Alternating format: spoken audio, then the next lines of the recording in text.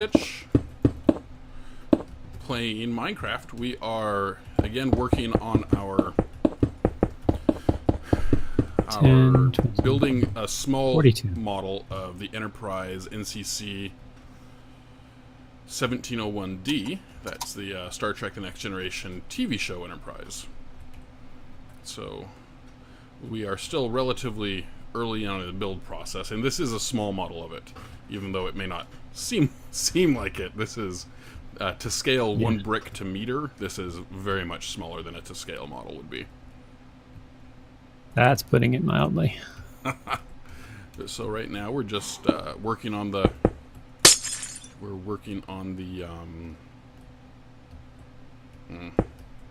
the saucer section, framed out. Wait a minute. Oh, I see what happened. I'm making the sea lantern marks. Yeah. So these sea lanterns that we're throwing up are marking intervals of 10 in our framework. And they also just happen to provide light. Yeah, so when it gets dark. 2, 3, 4, 5, okay, 6, so you got those? Yeah.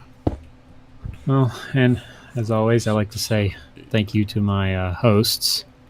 In this case, today it's I Kill Omega, which is Chris, another Pixel Sharks team member, and Ion B, who hosts me a lot now. I think primarily because I don't play at the same time as he does, because I think he's in Europe.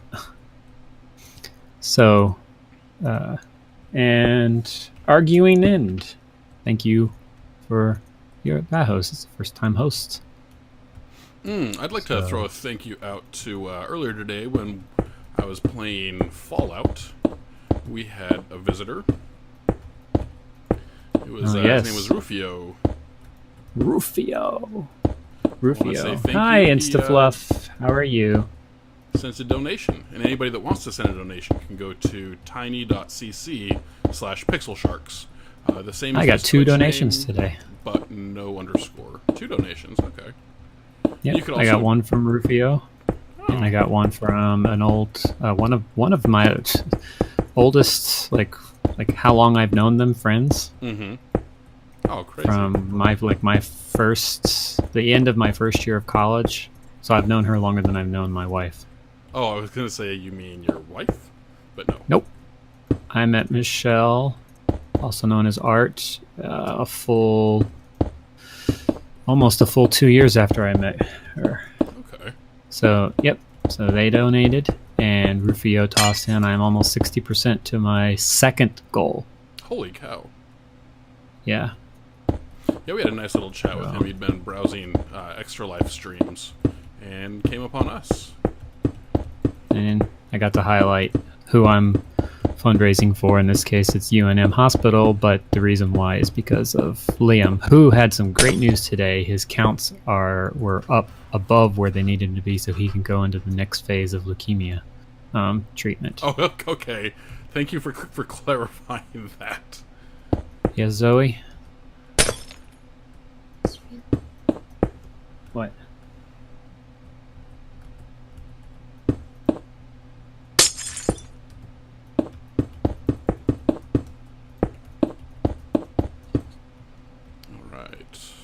I think I need to change the time here. Do you have the number? Time set to 0 brings it back to dawn. You want me? Yeah, I should probably call. You try. Come in here and do it, though. Are you looking for the Sorry. kitty? Me? You guys looking for the kitten? No, I was, Zoe was here. Zoe wants to make sure that her classmate's mom understands who it was that confirmed was coming, because she's pretty sure, because there's another classmate that has a name that's very similar to hers. So we used her internet name. Yeah. And she is she came in practically in tears that she won't be able to go because of that. So she's using my phone to call her. Good. Yeah, she spent the day surreptitiously interrogating her friend so she could find out what she likes. the the art of subtlety. Maybe not so subtle Well, in this at that case, age, but she was trying to find things like colors and preferences and styles and stuff, because I think they're going to make a hair bow for her. 'Cause she's always wearing hair bows. yeah. So, And who knows? Who can say no to custom-made clothing, accessories? You'd be and surprised. such? Well, You would be surprised. my So, have you watched? Oh, go ahead. Go ahead. Have you watched Discovery yet? I have, and I watched the After Trek. It pissed me off because they kept saying the After Trek, you know, the Trek-based talk show that they had afterwards. They kept saying we're going to cover the K-less in the room, you know, thinking that they were going to talk about Klingons. But while they talked about Klingons, they kept treating it like it was this big, super important fan subject, but they didn't address the part of the subject that the fans were actually interested in talking about. So they didn't talk about their appearance versus the original series or the Next Generation.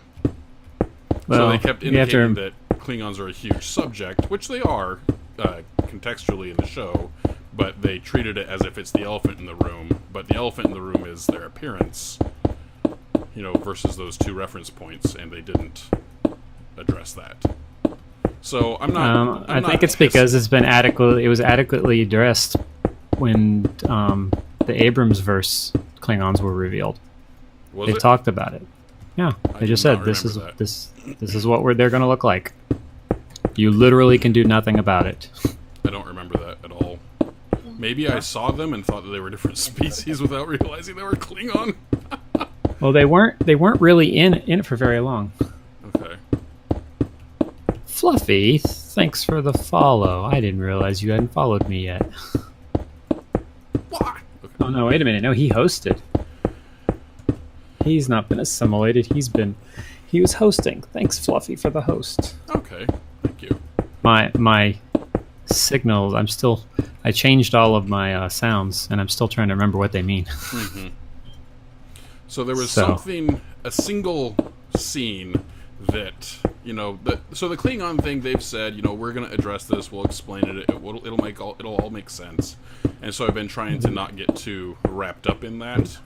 At least what do they need to explain? See, here's the thing about it. Outside of their appearance, they stuck to every bit of Klingon canon that exists. They didn't change any of that. Well, yeah, and it's only the appearance that. So there isn't really anything that needs addressed. And don't worry, viewers, we will not do any spoilers. No. Well, I am going to spoil something that happens maybe 5 minutes in. To the first episode or the second? Of the first episode. Did you watch the second? Yes. Okay. So you'd be surprised how many people I know that refused to watch that second episode because it means I have to go to my computer now. It's like, you weren't already watching it on your computer? What age do you live in? Oh, I was watching on the television. I watched it on the television, but then finished watching it. Yeah, I watched it. Chromecast. Yeah, I watched it on TV. Yeah, I watched it on TV, but we were watching it strictly through Chromecast because we didn't hook our TV service that we have up to it. Mm-hmm. So it's like, we're not going to use that. We're going to watch everything streaming. So I think I was undecided as of yesterday if I was going to continue, to pay to watch it. Except that it's your only option to watch it. No, I can do what all the original series fans that have been watching original series since they were kids did. What? Watch it after it aired. Trek didn't continue because nobody watched it when it was on TV. Trek became the thing that it was. Pretend like it's not even out yet. Well, no, I know it's just. I find the arguments that original series fans have against this new way of delivering Trek to be kind of disingenuous because they didn't watch it live on TV. They may have watched it in reruns, and sure, they may have been getting those channels for free, but no one has been watching Trek at all unless they owned copies of it. No one has been owning Trek for free, and that's the thing, they had to pay for the copies. So then it comes down to how much is too much for an episode. And right now it's sitting at $1.50 an episode. Yeah. That's, do the math. That's what?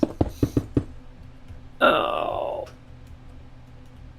Math is hard. I'm too tired right now to do math. It's $6 a month.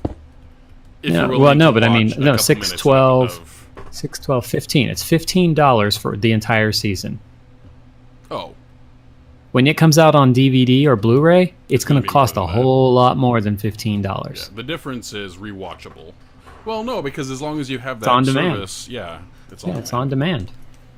You just turn it off when you don't want to, and if you feel the need to go back, you go back. Mm-hmm. You don't have to keep it after the 3 months is over. Yeah. So, how dedicated of a fan are you? And that's what where it comes down to.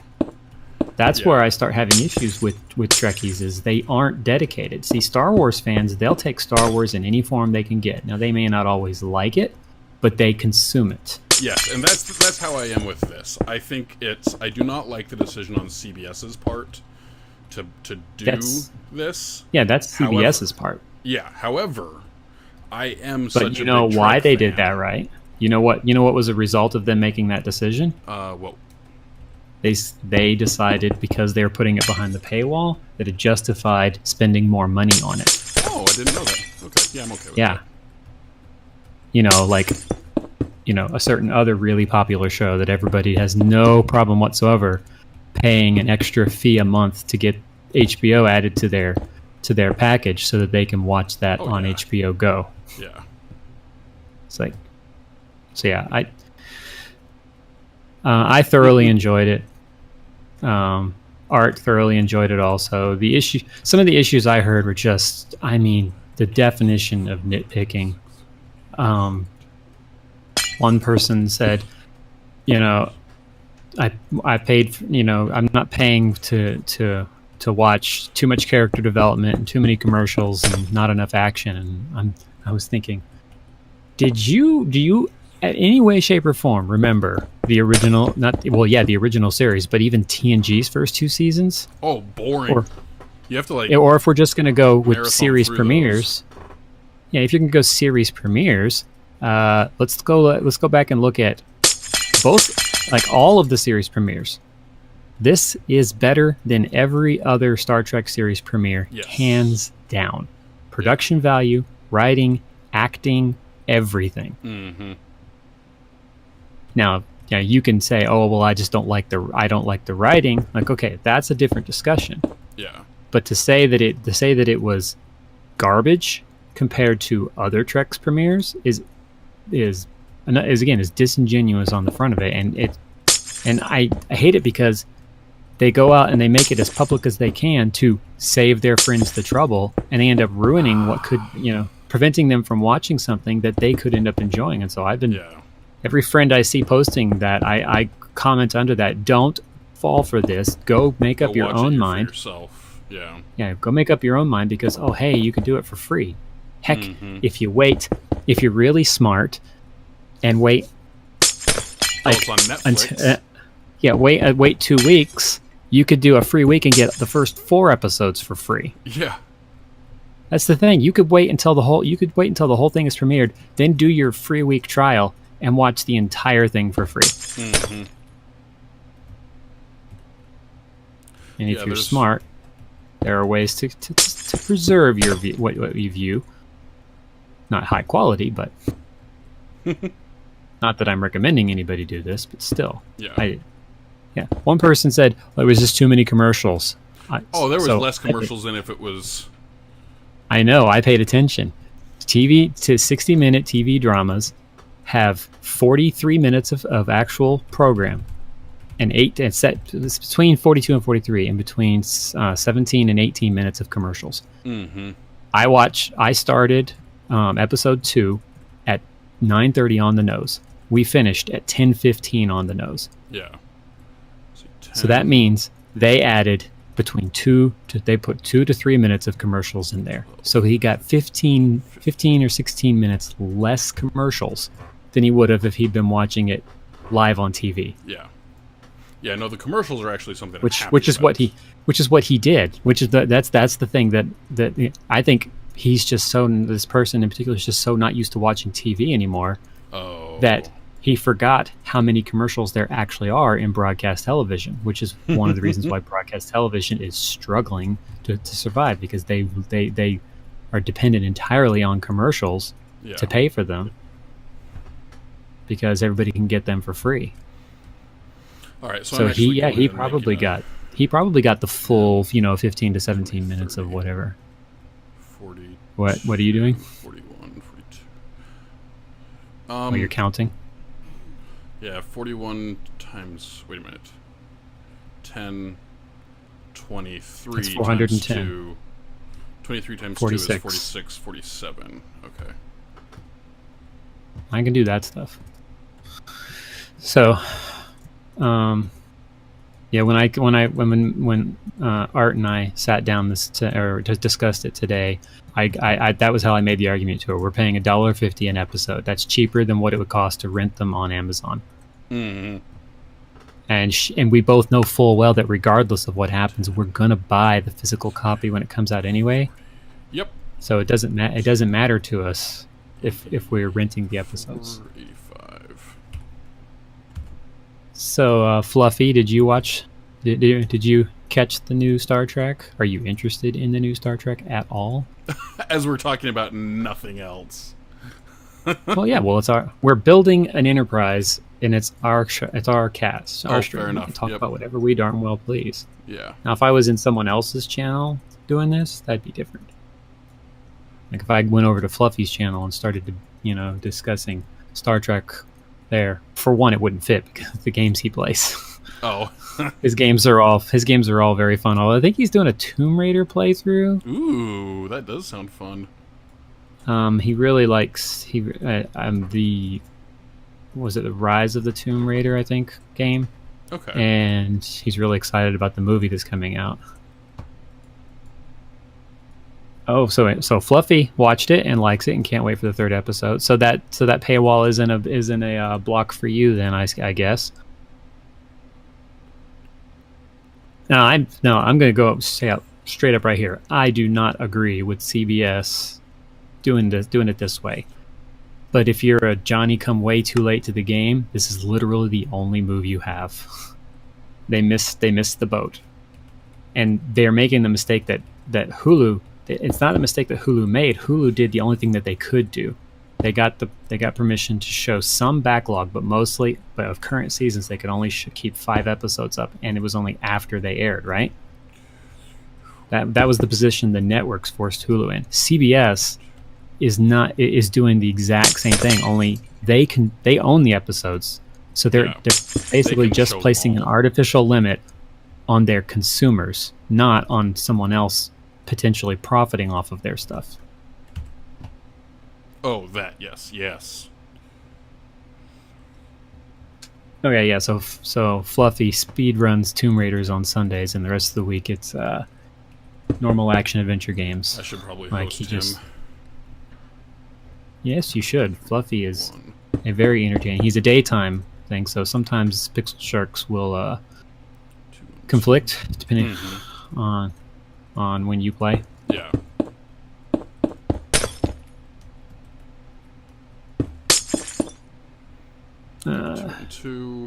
Hoping by next week I'll have a better feel for what my workflow is going to be, so that I can get back to having a schedule that I can write down and stick to.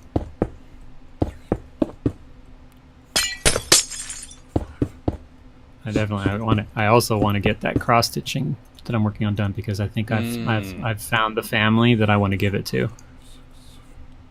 So, and then after that, I have other pieces to work on. Somebody asked if I could make something for them. Oh. So I'm gonna be doing pixel pop art. It's actually easier than it sounds, because pixels are, squares. Yeah. And the whole point of counted cross stitch is you're cross stitching squares. I mean, you're doing X's, but you're doing them inside a square. So turning a pixel picture into a pattern is really easy. Although I know how to turn any picture into a pattern, because if you if you just can't get something to make a picture into a pattern, you could just print the picture on graph paper and voila, you have a pattern. But now there are services online that you can use for free to turn anything into a pixel pattern, and you can do different based on how many colors you want. You can get different kinds of, like, the less detail you have, the less colors they use, and it's easier to do pop art when you use less colors. Okay. Oh, stupid. How do I... Oh, it's because I tried to maintain the aspect ratio. Oh, that's why. Oh, I realized that my ellipse was funky looking. Are you trying to maintain it to the outside? That's what we need to do. Yeah, it needs to be maintained to the outside. Okay, so I need to recount really quick. Yeah. All right, 10, 20, because the rest of it out, and because we did the top part, 60, the rest of it is 70, all the ellipse that 80, the outer part makes. 90, I'll continue filling. All right, so 101. No, 201 on the horizontal. 201.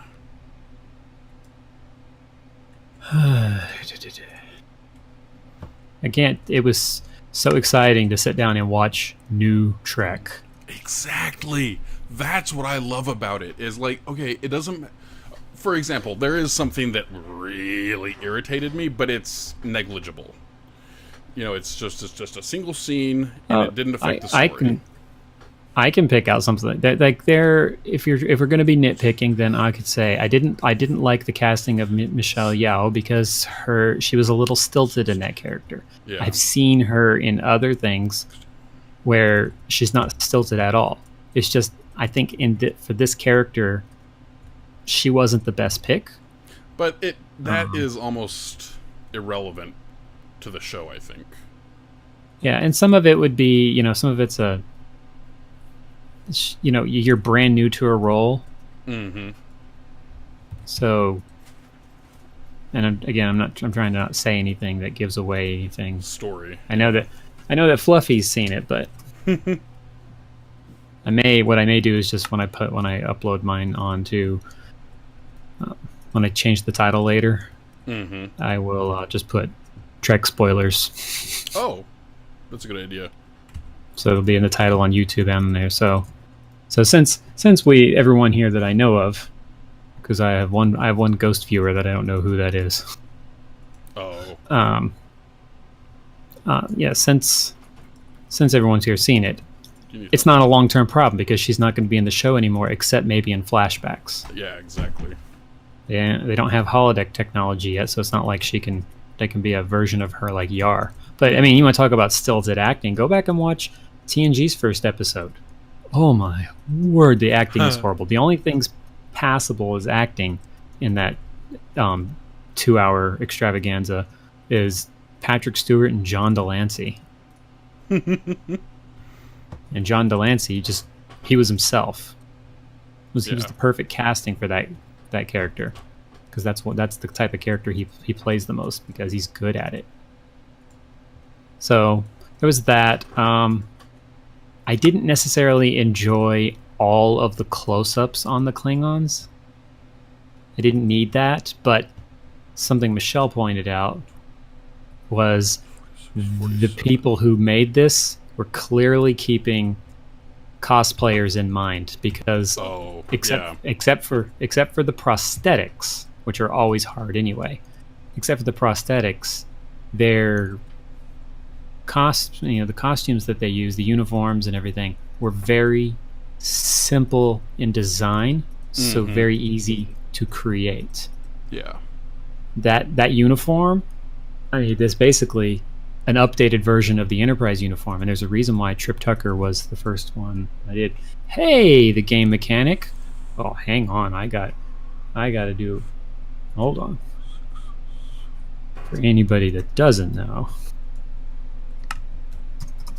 the game mechanic streams also, and yes, his technological distinctiveness will entertain you. He's a morning streamer. Did some Civ this morning, so warning, Game Mechanic, we are discussing Star Trek. So if you haven't watched it yet, let us know. I'll wait until I hear from you before we go any farther. Because we both seen it and Fluffy's seen it, so we are currently building the Enterprise D, which is why Trek's on the mind. Besides the fact that we just watched it. I was just so excited to watch new Trek, as I said already. Oh, cool. He says he's fine with discussing it. So right. I didn't necessarily like... what I was saying was the reason why I cosplayed Trip Tucker first was because that cosplay was so easy to make. All I had to do was buy a patch from the Trek store, find blue flight jumpsuit, and then sew the red lining on it to show that he was engineer. Mm-hmm. And Michelle made pips for me. And it was it. Well, then it was just a matter of wearing boots. So it was and so the uniforms that they were wearing in this one, you could see the connection to Enterprise, and yes. I think that's going to be another thing that Trekkies complain about is this is the spiritual descendant of Enterprise. Yeah, I loved Enterprise. I was going to say I didn't hate Enterprise the way other people did. I was actually very shocked when it went off the air. It's because I think it's because people are tied to specific Star Trek shows and not the Star Trek universe. Yeah. For me, it's just I like the whole universe. So if you're making something in that universe, I'm going to consume it. It's no different than having game. Go ahead.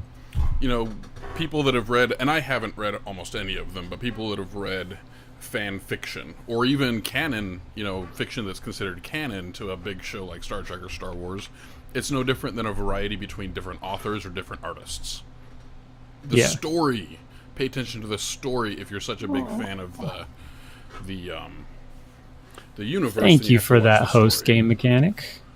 What do you say? For anyone that's I was thanking Game Mechanic for a host. For anyone that's watching on his channel, I'm Guthron, also Glitch for the Pixel Sharks team. We are building the Enterprise and fundraising for the hospital that's helping a friend of the family's son who's fighting leukemia. And you can find out more. Hey, you know what? Somebody might catch it in VOD, Game Mechanic. So, you can find out more at tiny.cc/pixelsharks to see our team. I got to get Silver Zodiac and the rest on there. Yeah, no underscore. Yeah, no underscore. It's because I control the URL shortener. So, what you see, the patterns there, that's giving us the 10, like those are intervals of 10, and they double as light if CellistMike forgets to turn the sun back on. Initially, we couldn't do without the sun because it was just too spread out. But now that there's these, now that they're all over the place, it's really easy to see. And it looks really cool at night. So, wait a minute, you did that. Game Mechanic, did you watch Enterprise? Did you like it, dislike it? Fluffy, if you're still there, I know you're lurking, but what about you? Did you ever see Enterprise? I liked Enterprise. I thought it had the same kind of growing pains that all of them did. But they all did. Yeah. So where are you in terms of... Wait a minute. Did I just not do this side? Or did you wipe it out? I wiped some of it out. So should I put it back? Well, I don't know. Let me finish this side, and let's see how we like the look of it. Is that a deal? Oh, we'll still need it. But, okay, sure. I don't know why this is like this, so I'll put it back. So yeah, it had its growing pains, just like everyone. Got Star TNG, which is still my hands down favorite. That, I still like that, but good grief, those first 2 seasons are barely watchable. I mean, they're more watchable than the last season and a half of TOS, which was just garbage. Which I think a lot of original series fans who grew up as kids watching it didn't realize how bad it was because they were watching reruns, which showed the best episodes. Space. So the movies are your entry point. That's not. I'm finding that to be less and less uncommon. Game mechanic.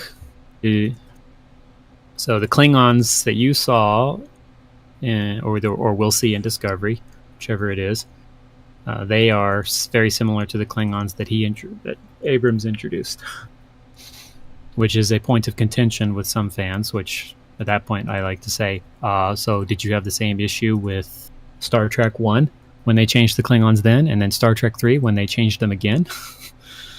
which was the version that Worf ended up being. And if you watch TNG from beginning to end and into DS9, you'll see the Klingons change, their foreheads adapt as it goes through there. Yeah, the Trekkies, they're special.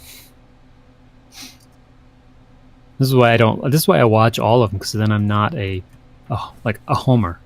This is why I don't tell people who my favorite sports teams are in different sports, because then they look at you like you're a homer and they won't listen to you when you say other things. So that's a little different with Trek. I've already said TNG is my favorite, primarily because that was the first show that I watched. Yeah, it is very hard to please super nerds. Yes. Because everything is intellectual and rationalized, and you know exactly what you're doing. Yeah. But yeah, my introduction to Star Trek was Star Trek 3. Not the greatest Star Trek movie. Which, interesting side story to that. When I saw Star Trek 2 and saw Kirstie Alley, or Kirstie Alley, whatever her name is, as Saavik, I didn't like her. Because she was not the first Saavik that I saw. And I met the Saavik from Star Trek 3 at FedCon in Germany in 2013? Yeah, 2013. No, it was Destination Star Trek, which I think it was actually 2014. And I told her, you were my first Saavik. I was the first person that she ever met that said that. Interesting. Yeah. I was stunned that no one else. Yeah. But I just, that was, I think Star Trek 3 also came out right before TNG premiered. So yeah, there was a lot of people were distracted with there was a little bit of a gap. But I just remember the video that we had of Star Trek 3, it had a preview for the Next Generation on the tape, on the VHS. And yeah, it was pretty cool.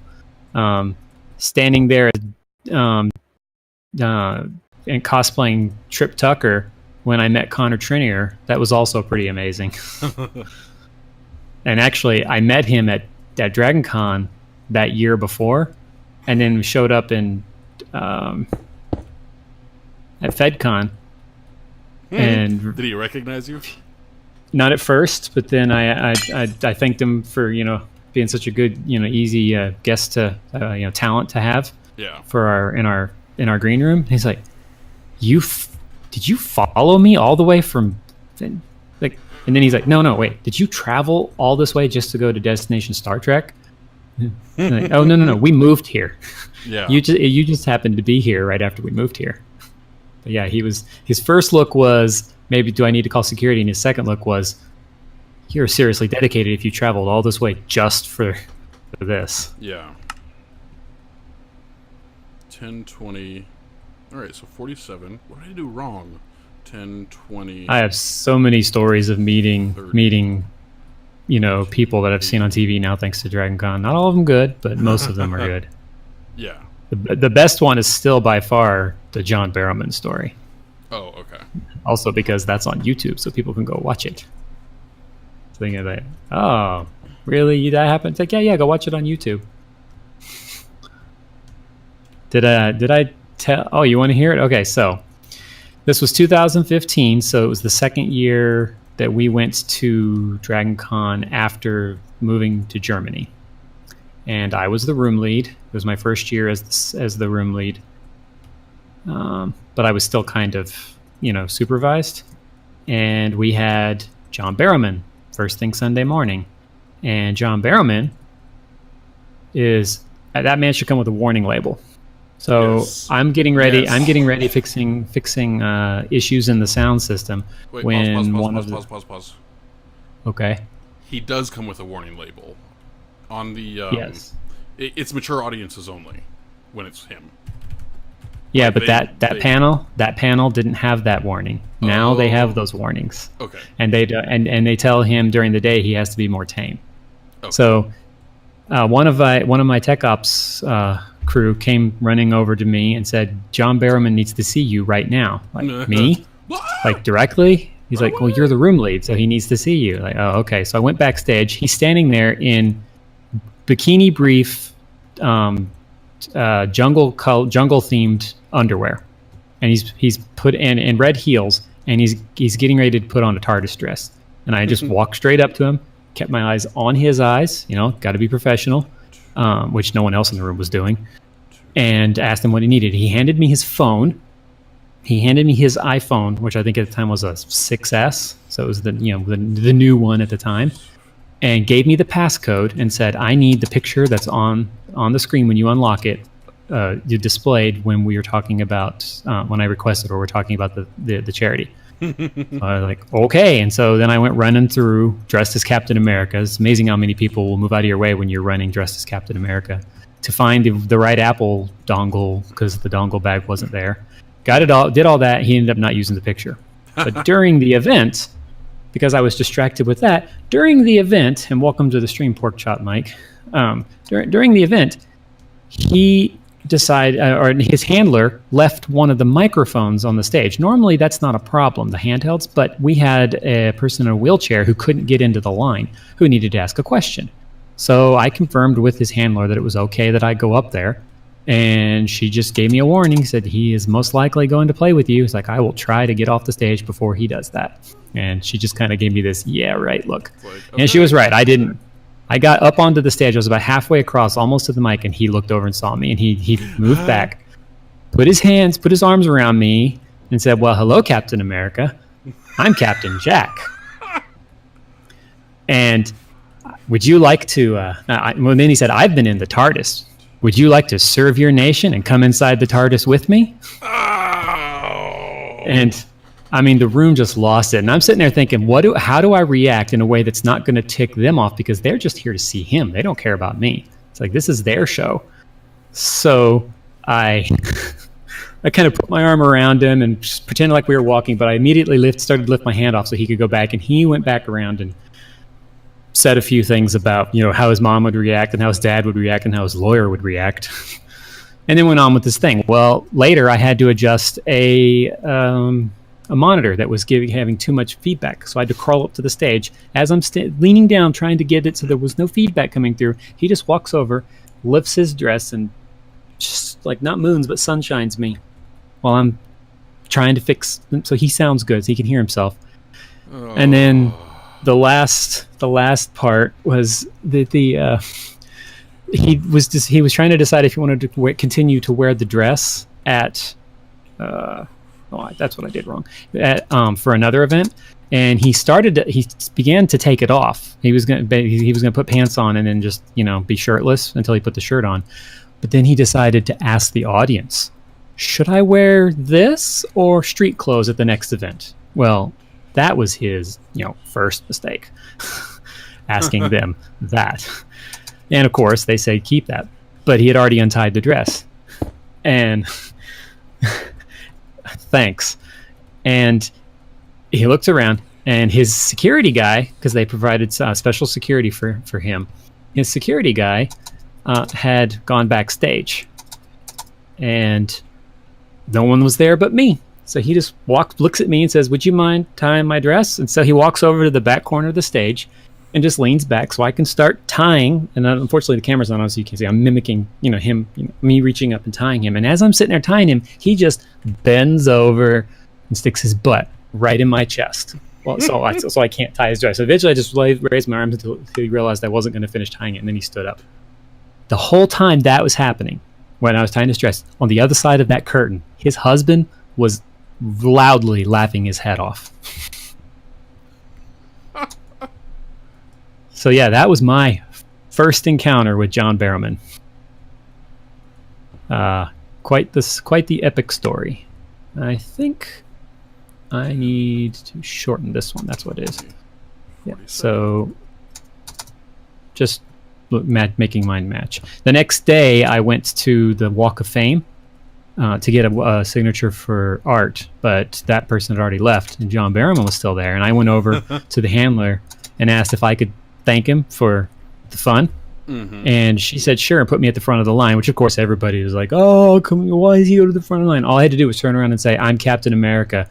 And all of them were like, you go right ahead, man. That was awesome. So I got to thank him, and he actually was like, dude, I need to thank you. Most people run when I start playing with them. So, and then he signed my badge. And he said that to me. So then he signed my badge from, Captain Jack, lots of love to Captain America, and then put his name at the bottom. So yeah, I still have that. I have that badge. I just saw it recently, but I don't know where it is right now. But yeah, it's one of the only badges. I keep all the badges, but that's one for sure I will always keep. My encounter, my adventures with Captain Jack. So yeah, I don't know if anybody else has met him, but if you do, just be warned. Be ready for shenanigans. Be ready for shenanigans. Yeah, that's a good way to put it. Be ready for shenanigans. He's definitely the most memorable guest that I met at DragonCon. I had intended on having buying a kilt the day before and wearing my kilt that day, but I got to the vendor market too late. Yeah, but they didn't have kilts for sale where I was looking by the time I went there anyway. So I feel a little bad because you heard about what he did this year, right? Yes, I heard what he did this year. Okay, so but our viewers may not have, so you might want to tell them. Yeah, so he had everybody, amongst other horrible things that he did, he had everybody with kilts on come up to the stage, and he did say that if you don't want to do this, you don't have to leave. Yeah, well, he didn't say leave. He gave them an out. Yeah, like go away if you're uncomfortable with this. And he said, what I'd like you to do, and he laid on his back, kicking his feet up. He laid on his back and asked everybody to walk in their kilts, walk over his head with a nice big long step over his head. Oh, and he would then tell the audience where they were. Hey, hang on. Yeah. I gotta fix something. Okay. I need to kill the music and turn up the desktop audio. There, go. Now try again. Okay, so restart or... Anyway, yeah. So everybody with kilts walk over John Barrowman's face, and he would then tell the audience whether they were wearing true kilt or not. Whether they were going commando or not. And so everybody, of course, was going commando except two people who pulled their underoos off prior to walking over John Barrowman's face. Welcome to a panel with John Barrowman. Yeah. I do have a fun Felicia Day story. Does it compare to that? Yeah, hold on. You may need to get closer to your mic. Oh, because, I've got your levels above mine at this point. Well, let me put my level up in Discord then. Turn my volume, my game volume down a little. Now it's really loud in my ears. Dang it! Where is my volume controls? Did you hear this? What happened? Because I can retell it real quick. No, it's no fine. It's better to know.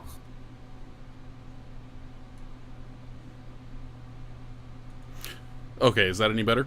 I bumped my output volume up about 6 or 7%. We'll know when the 8-second delay is over. Right? Okay, so basically, John Barrowman had everybody in kilts at his panel come up to the stage, except the people that didn't want to participate, and they had them walk over them, step over him in their kilts, so that he could see if they were going commando. And the only two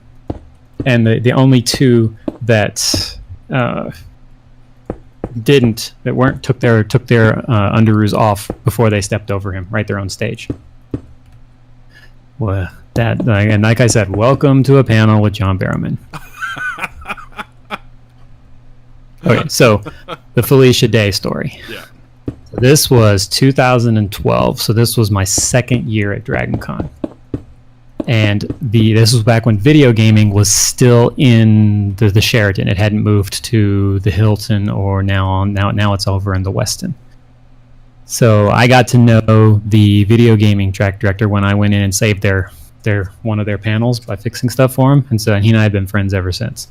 So when it came time to do their party, it was a video game themed ball. Yeah. I will do well. He's on the Pixel Sharks thing, but I will give you his also. And then I never actually play on my own. Yeah, he's always playing on the Pixel Sharks one. And there's the Pixel Sharks one. 4, so 2, 3. He's doing a bunch of Fallout 4 plays right now on Pixel Sharks.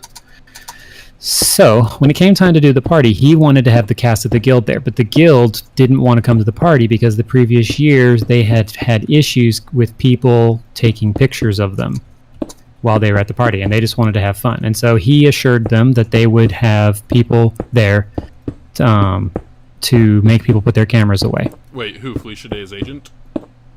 No, Kevin, the guy in charge of the video gaming track.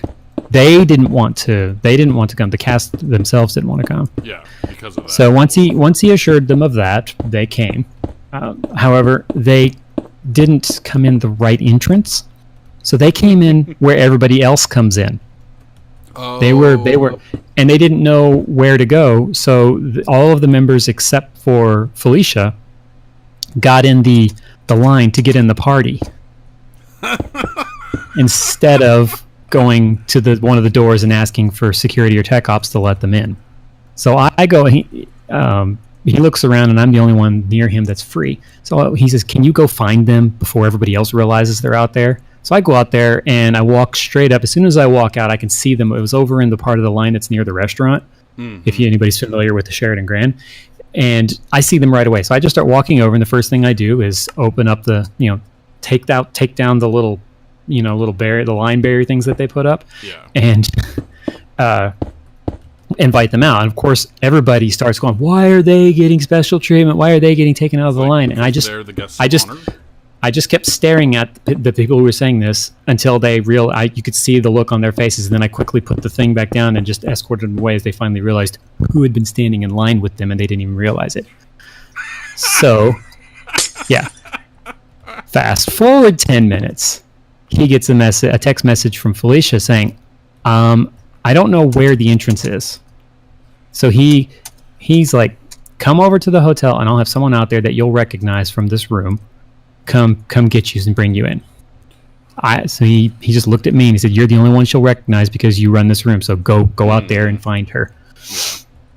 And I go out there, and this is now in the portion that runs along the exits at the back, not over near the restaurant in the long hall towards the bathrooms, but towards the fire exit. Yeah.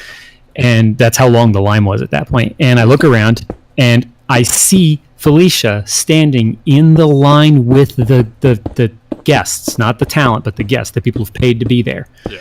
She's just leaning over her cell phone with her hair down, because it was still long then, hair down to hide her face, just frantically texting away. And so I just walked straight over to the thing. I pulled it out and I was like, Miss Day, come with me. And she looked up and saw me, saw the tech ops badge and everything, and said, and just started following me. It was at that moment, and welcome to the stream, Fagwent. It was at that moment that everyone there realized who she was. And I quickly put the line back down and put my hand on her shoulder and just guided her over the door as quickly as I could. So then, because of that, I ended up because I had to show her to the back where the green room was. I was in the back when he had to pick people from his crew to be around Felicia and Michelle. I can't remember her character name. During the party, those are the two that he really cared about, making sure that, because those are the two that everyone's always there. Yeah, there's the ones that everyone's always trying to get a picture with. And so he looks around and he looks at me and says, "Felicia knows you. Can you stick around?" I was like, "Sure." So I stuck around, and then he put his other big guy on with Michelle, and I spent the rest of the night walking around the party as Felicia's escort. They went right out into the middle of the floor, and I was basically just standing there, not really dancing, but like she's inches from me dancing, and I'm just kind of putting my arm up to keep people away from her, occasionally telling people to put their phone away. They eventually started, like the crew eventually started asking me to make song requests of the DJ. Whenever they would whenever Felicia would go for a break, I would get a break and just sit there and drink water. Yeah. That was most of the evening. The most harrowing part of the night was when Sandeep decided with one of the Mythbusters, Grant Imahara. He came to the party. Yeah. Sandeep and Grant, with their girlfriends, and plus Michelle, decided to go when they realized there was a line that was still really long outside. They had so many people at that party, they had to just keep them outside until some people left. Yeah. They decided to go up and down the line, in the line itself, to say hi to everybody so that they could at least have a chance to see them if they didn't make it into the party. All right, this can be replicated on the other edges now. Okay. Well, I think you extended out this one. Well, no, I cut it back, then re-extended out. Great. Fine. Okay, so, I'm going down. So yeah, they decided to go out and jump in the line to say hi to everybody. Well, the problem is hotel security was there, and they didn't know who they were.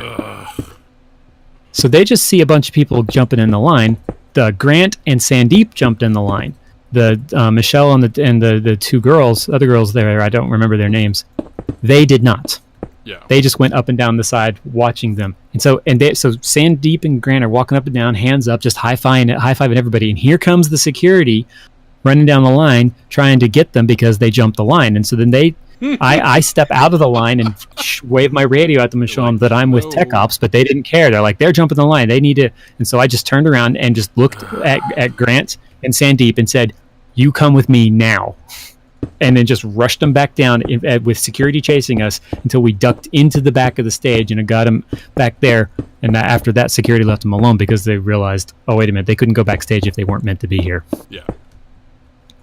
So, well, and then hotel security sometimes is just, they can be special. Well, and Grant and Sandeep, who were both slightly inebriated, they just kind of, once they caught their breath, the five of them were standing there, and they're just like, "Dude, you saved us. We would have gone to jail. You saved us. We need a picture to remember this moment." And so Michelle steps over with her camera, with her phone, and takes a snapshot of me, Sandeep, Grant Imahara, and the two girls that were with them. Mm-hmm. And I actually I found that picture on Michelle's Twitter account and saved it.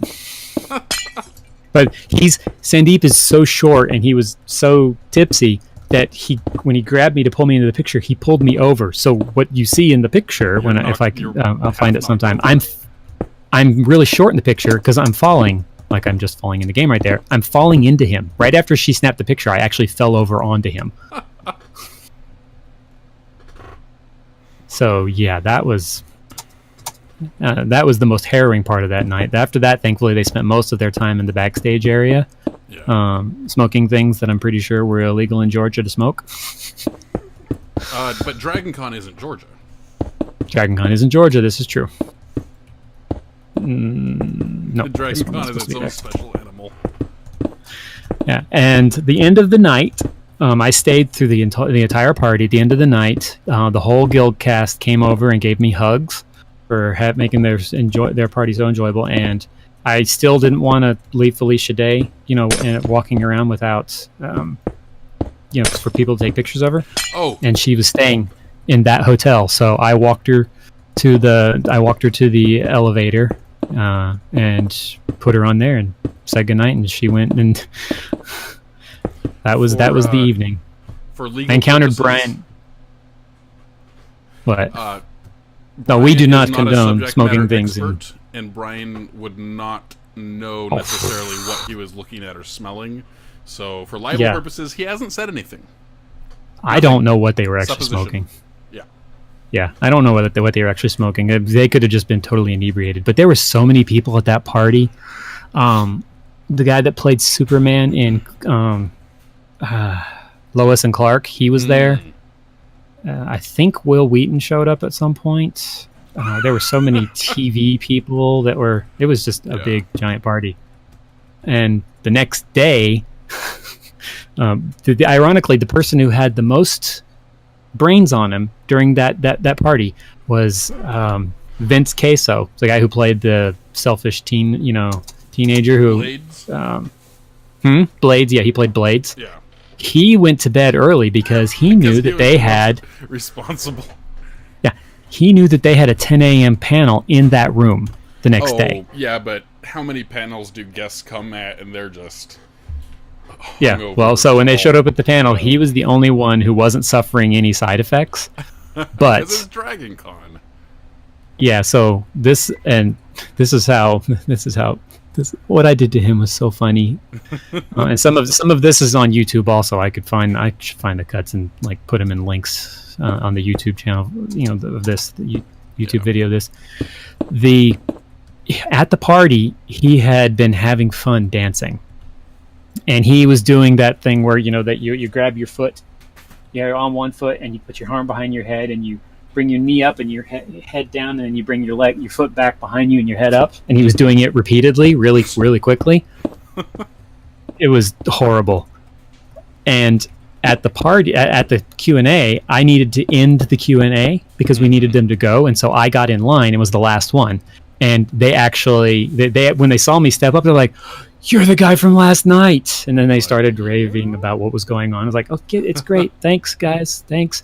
But I have a question." They made me ask a question. So I looked straight at Blades, and he got this look on his face like, "What are you going to do?" And I said, "So last night you were showing off some really interesting dance moves." And that's all I had to say. The crowd just went bonkers trying to get him, and so did the cast. And so he kind of gave me this look like, "You son of a dirt," whatever. Yeah. Whatever. He didn't actually say it on the mic. Thank goodness. But he got up and he did it, and it was videoed. And the next day, Felicia had heard about it when their last panel in that room near the beginning. Near the beginning of the Q&A, they were asked, "What interesting talents do you have that most people don't know?"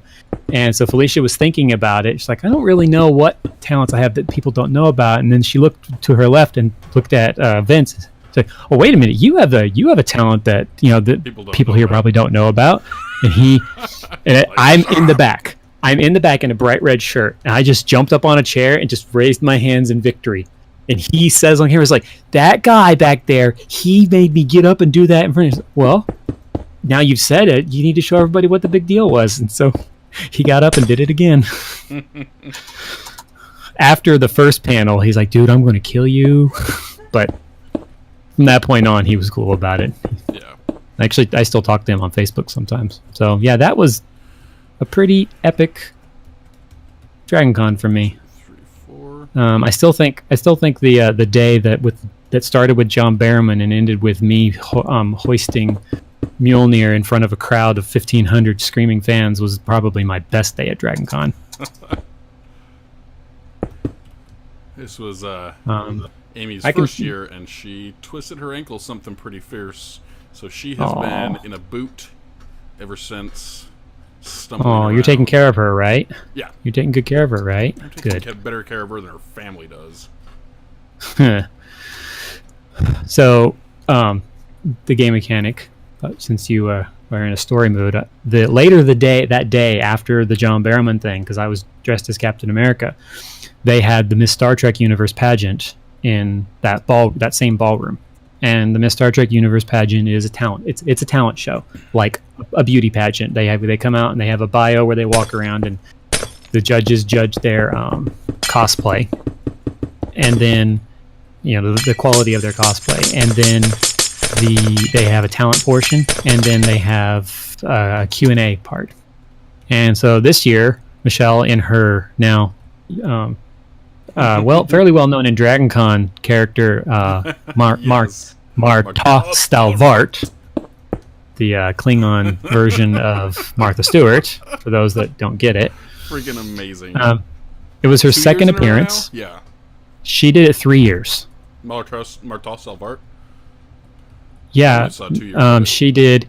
Yeah, she did. She skipped 2000. No, I think she's done more than that. She did T'Pol once, and then she's done Marta Salvart 4 times. But this was her second time there, I think, as Marta Salvart. Anyway, yeah, she was doing a show called "Decorating with the Spoils of War," and so she had things like a skin-colored lampshade, which was her the Cassandra line of thing, which the Doctor Who fans will know what I'm talking about. And she had a lightsaber that she said she just found lying around somewhere. And this is, of course, before anybody knew anything about The Force Awakens. Just that it had been lost, laying around. And so she's like, yeah, I don't know what you can do with it. Maybe you can stick a candle in it, hang it on the wall, set it on a table. It can make a nice centerpiece. And in some pieces, you just kind of, when you set them down, you just know the right place. And she lifts up a blanket off the floor, and I had made a styrofoam version of Mjolnir for her, and the crew that had set it up had set it down for her when they went out there, and she couldn't move it. So she's like, yeah, just some things you just kind of leave them where you find them. And then she got to the last piece, and before I tell you the last piece, I need to tell you how they entertain the crowd before the show. They bring out Klingons and they play Kayla Says, and nobody survives Kayla Says. It doesn't matter if you do everything right; the Klingons will kill you because they're Klingons. If we did learn nothing from Sunday's episodes of Star Trek Discovery, their language is violence, and they will do it often.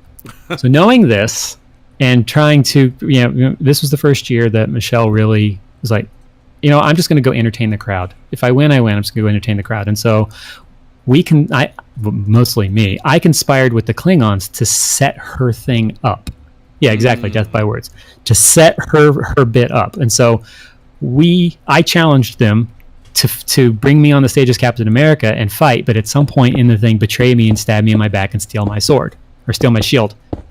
So they did. I got up on the stage, and it was we were fighting there, and that's how I got the scars on the shield from a batleth. I did actually get scars on my shield from a batleth. And after they stabbed me in the back and killed me, they rolled me off the stage, and the crowd, of course, booed because I was Captain America. And one of the guys, he really took it, to the far. He's like, oh, he's a comic book superhero. He'll come back to life. And they took the shield and gave it to Michelle. So then when she came out to do her bit, she's like, when some things, when you capture them in battle, you just have to display them. And she flipped the cover off the table and held up my shield. And of course, everyone started laughing because they realized, well, wait a minute, that's the shield the Klingons stole. Mm-hmm. And so then her bit was done, and she left, and the stage crew came out and couldn't pick up Mjolnir. They left it there. Garrett Wong, who played Harry Kim on Star Trek Voyager, he's the MC of this event, and he's looking down at Mjolnir going, is someone going to pick this up? And right about the time he did that, I came bursting out from behind the curtains, ran up on the stage, grabbed Mjolnir, and just lifted it over my head as I ran back to the back of the stage. And I mean, I didn't think I don't think I've heard that room get louder. Maybe during the tournament this year with people beating themselves in swords, I heard it get close, but... Oh, yeah. Deitch at the back said that it was one of the highest decibels he remembers that room ever getting to. So, yeah, that was a pretty epic moment. Me on the stage as Captain America. What are you doing now? It's one off from where it should be. Well, you got to move the whole thing over? Joy. No. Just I keep distracting you. Ascension out was one off. That's all. So three. Yeah, Dragon Con is such a fun experience. You never know what's gonna happen to you. It's there are bigger. It's hard to describe. There are bigger. I'll describe it. There are bigger conventions, but it is still a big convention. It's, I think, the only big convention in the country that goes 24 hours a day that just doesn't. Gen Con does, but they're just all playing games. Yeah. It's a game convention, but nothing more. Dragon Con, so you cross the boundaries of I mean, we'll catch you later, Jet Game Mechanic. Oh, hey, thanks for watching, and see you later. You should definitely catch his stream if you're up in the morning sometimes. He does a 4 or 5 hour stream starting at 10 a.m. Central. Okay. It's great. And he showed my book off. Mm-hmm. And so surreal to see people do that. So anyway, you're describing Dragon Con. Oh, yeah. So 24/7, it's a 24-hour, it never stops. While people may sleep, the con does not sleep. No. There are two different crowds that go to con. The crowd that's up during the day and the crowd that's up during the night. Yeah. And while, yes, you do have people that, participate in kind of family-friendly ways, and there are, as long as you go to bed by, 8 or 9 o'clock at night, it's a relatively family-friendly con. But if you go to bed by before 8 o'clock, get the kids out of there. I mean, you can have... Well, okay, so they have this has been 2 years in a row that they've gotten rid of the BDSM panels, but that stuff is still happening, just not official con. So that, I mean, you've got... So this is, again, so 2 years now, they don't have the BDSM panels, but so they've got adult-oriented things, very adult-oriented things. They've got parties all night long. For example, the rave didn't even start till 3 in the morning. So you've got Something parties, is not you've right got on this side over panels, here. you've got autographs, you've got gaming that never ends. You've got, we have 3 floors of vendors this year. We've had 3 floors of vendors since they moved to the America's Mart. 2, yeah. So, I mean, you've got all of the beauty and wonderful and big names of a large con, but the freedom of a purely fan con. That's the thing. It's the only con in the world that's run by fans. Comic-Con is run by the industry. It's all about making them money. When stars appear at Comic-Con, they appear there because they're required to, not because they want to be there. Some of them do, but that appearance is required. They cannot skip it. I think this level's done now. It looks like a football. Mm-hmm. Which side are we looking at? I'm at the... Where'd my thing I'm go? above 10 forward right now. No, I was looking at I was bringing the schematic up. So yeah, this is the butt. Yeah, there's the impulse engines. Oh, bye, Moon. Good night, Moon. Yeah, it does look like a football. I wonder where Art is. Let me message her. Okay, so it is 21:30. I am gonna call it a night. Yeah, I probably should too. I'm trying. So, okay. So last year, at the end of September, I went to Anime Weekend Atlanta. This year, I am flying out on Friday to Seattle for Geek Girl Con. Really excited. I'm going to be taking Werewolf there and introducing... He's not taking a literal werewolf. It's a game called Werewolf. Ultimate Werewolf. Yeah. If you've never heard of it, it is... Oh, man. At the gaming conventions across the country, and then in the Southeast, it's got a monstrous following. Just huge, huge following. So It's got a big enough following that Dragon Con TV regularly makes fun of them. Yes. Let's see. Yeah, in a single day I don't know. Yeah, it's obscene how many people come to it, particularly Dragon Con, but I mean, it has its own convention. We actually had financial support by a couple game companies this year. The a subdivision of the gaming track dedicated to Deception games this year, which is great because we have our own Deception convention in February. But anyway, so I'm bringing Ultimate Werewolf and maybe a couple other games out to Geek Girl Con in Seattle and introduce the West Coast to this obscene obsession. I'm going to be at Dallas Fan Expo here in a couple weeks. Really? Okay. Yep. I wanted to volunteer, but apparently you get paid to be there. Really? And I'm pretty sure with my Dragon Con experience, I think it's because they were having a hard time getting volunteers for it. I don't know. But I just wanted to volunteer, so I went to fill out the volunteer application, and they required me to print out a W-4 and bring so that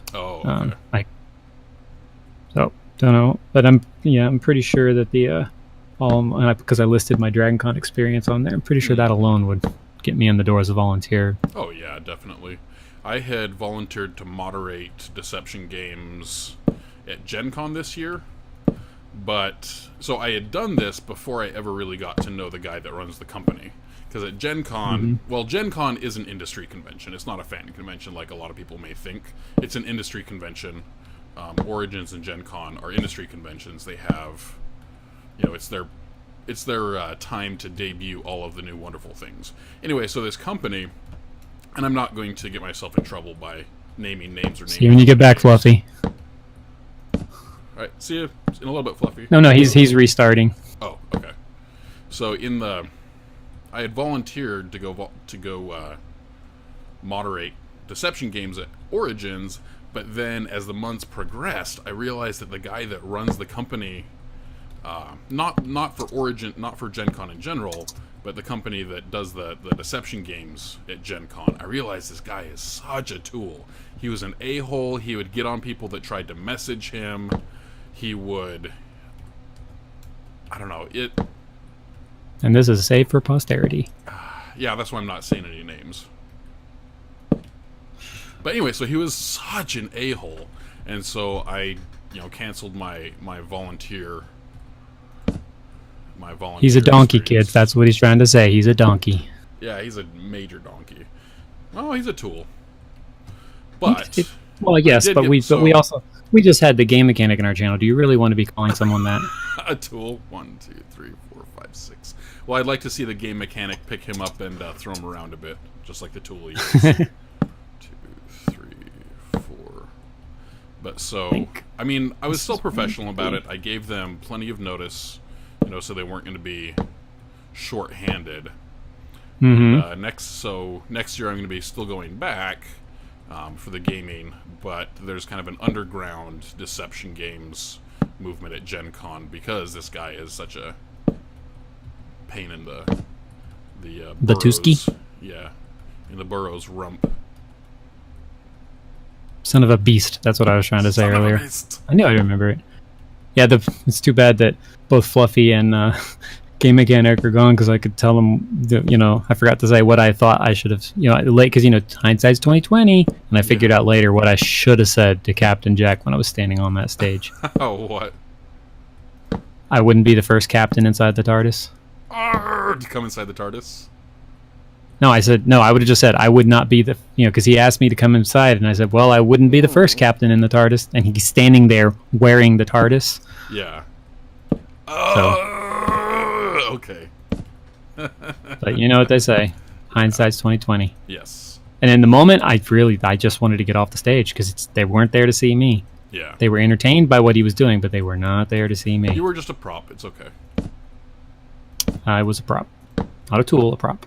Yes. There's a difference. Props are fun in the hands of a master. Tools, well, get used. So you're getting ready to jet? I am. When are you playing next? And what are you playing next? Probably Fallout again tomorrow. We're going to be continuing, let's see, what is it, I'm calling it episode 13. Right now we're clearing out super mutants out of the Poseidon water treatment facility.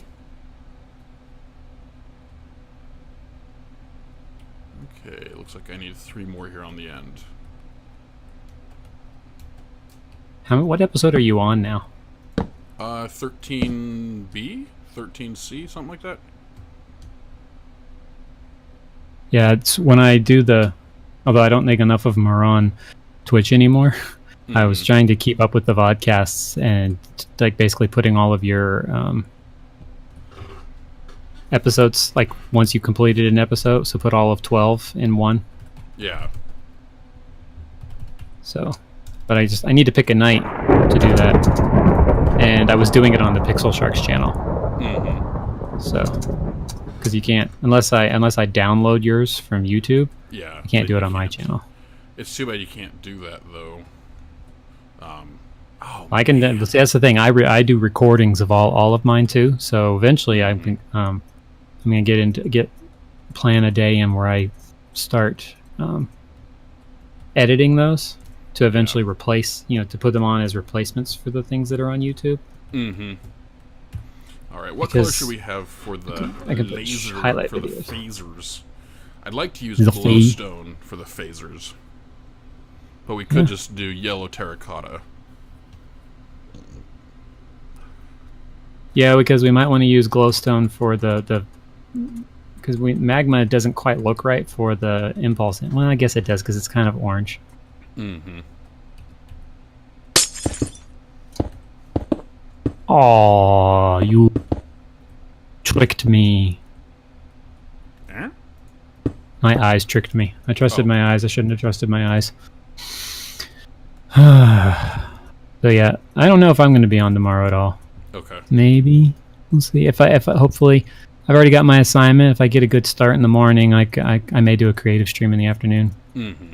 I need to get my figure out a good time to do my writing stream. Well, and you also still need to get that cross-stitch stream done, right?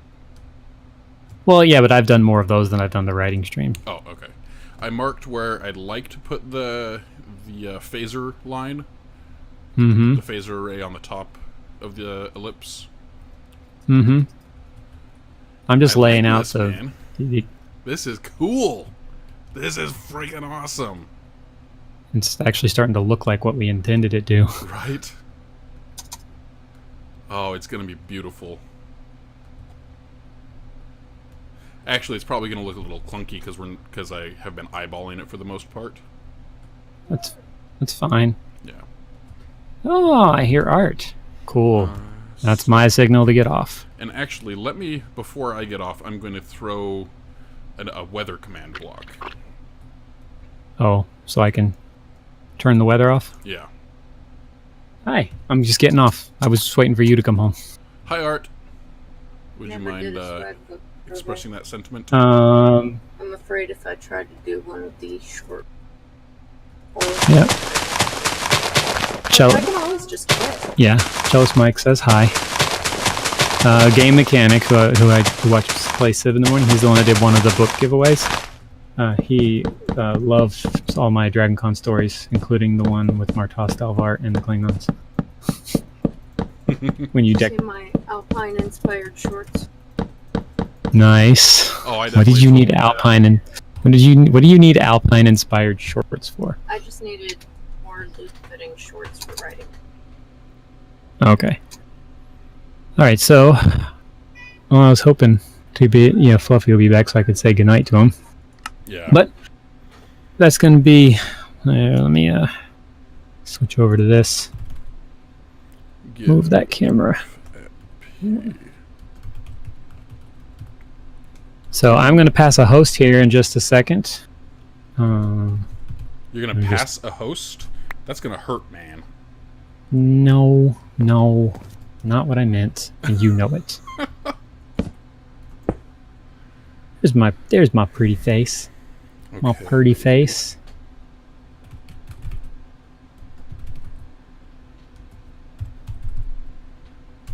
I'm going to pass a host to Dukes88. I'm pretty sure he's still on. Let me check and see. Dukes, are you still on? Dukes is a highly entertaining streamer. Yep, he's still on. Definitely going to pass that over in just a second. Yeah, I'm going to be getting off myself as well. We'll probably be back tomorrow for a creative stream. You can follow the channel to get updates on that. You can join the Discord, as you can see right there in that link over there to the right. And you can follow me on Twitter at Nidfar for updates. You can find all the ExtraLife information you need at tiny.cc/pixelsharks. You can find me there. You can find CellistMike there, and soon you'll be able to find the other team members. Just got to get them on there. So let me. All right, and the set weather to clear button is in place now as well. Cool. All right, everybody. So we are out. I think yes. Yeah, you can close yours. I'm getting ready to do a host. Remember, go to tiny.cc/pixelsharks. No underscore.